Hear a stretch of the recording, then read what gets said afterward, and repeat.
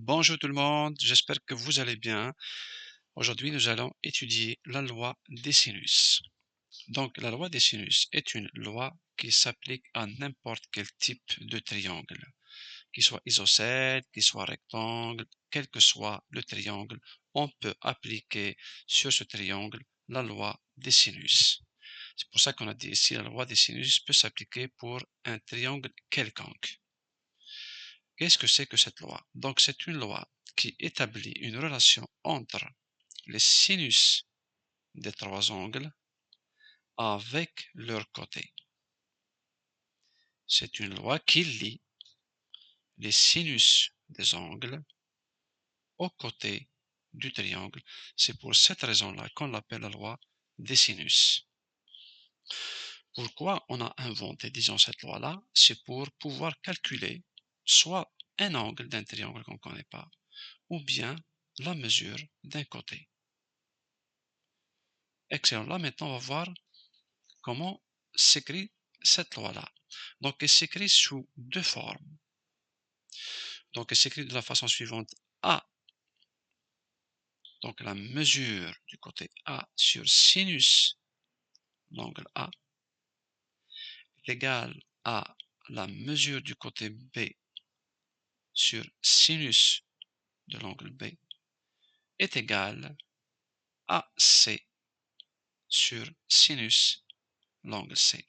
Si vous avez remarqué ici, les petites lettres, on les utilise pour les côtés et les grosses lettres pour désigner les angles. Donc, on peut tout simplement inverser les fractions et l'écrire sous une autre forme. Sinus de A sur A est égal à sinus de B sur B est égal à sinus de C sur C. Donc après, vous allez voir dans l'exercice, on peut prendre deux fractions qu'on utilise, qu'on a besoin.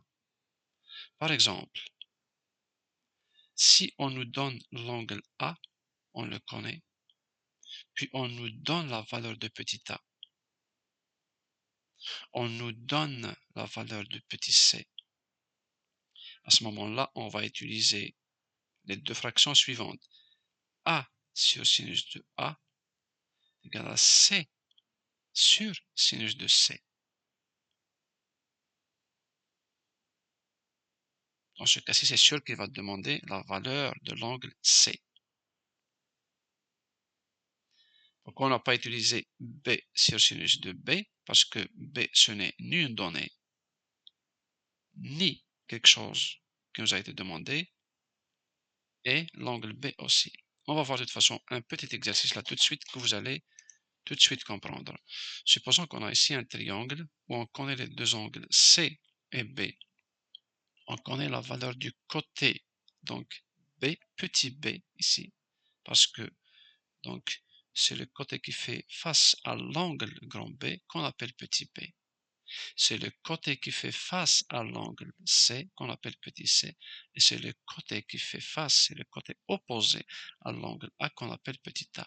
Donc ici, on nous demande de déterminer la mesure du côté C. Très bien. Donc on va, excusez-moi, appliquer la loi des sinus. Que voici, on va dire B sur sinus de B est égal à C sur sinus de B, sur sinus de C. Vous vous demandez pourquoi j'ai choisi ces deux fractions. Pourquoi? Parce que, donc, si on analyse la première fraction, B sur sinus de B, on connaît la valeur de B, on connaît la valeur de l'angle B, on connaît la valeur, la mesure du côté B ici, qui est opposé à l'angle B, et on connaît l'angle B. Pourquoi j'ai utilisé C sur sinus de C? Parce que le petit c ici qui nous a été demandé, c'est une inconnue. On a besoin de le calculer, donc il faut qu'il soit intégré dans nos relations, nos fractions, sur le sinus de l'angle C, qui est aussi une donnée. J'espère que vous avez bien saisi. Donc, par exemple, pourquoi on n'a pas utilisé pourquoi on n'a pas utilisé A sur sinus de A? parce qu'on ne connaît pas la valeur de l'angle A. On ne connaît pas la valeur du côté ici CB qui est égal à petit a, puis on n'a pas besoin non plus. C'est des choses qui n'ont pas été demandées dans l'exercice. Donc on ne va pas utiliser la partie de la fraction ou la partie de l'équation qui dit que ici il est égal à A sur sinus de A. Excellent. Donc ici, on va tout de suite faire l'application numérique d'abord. B, on le connaît égal à 3 cm, on le remplace. Le côté, excuse-moi, l'angle B, on le connaît égal à 35 degrés, on le remplace. Le côté C, on ne le connaît pas, c'est lui qu'on cherche, on le laisse.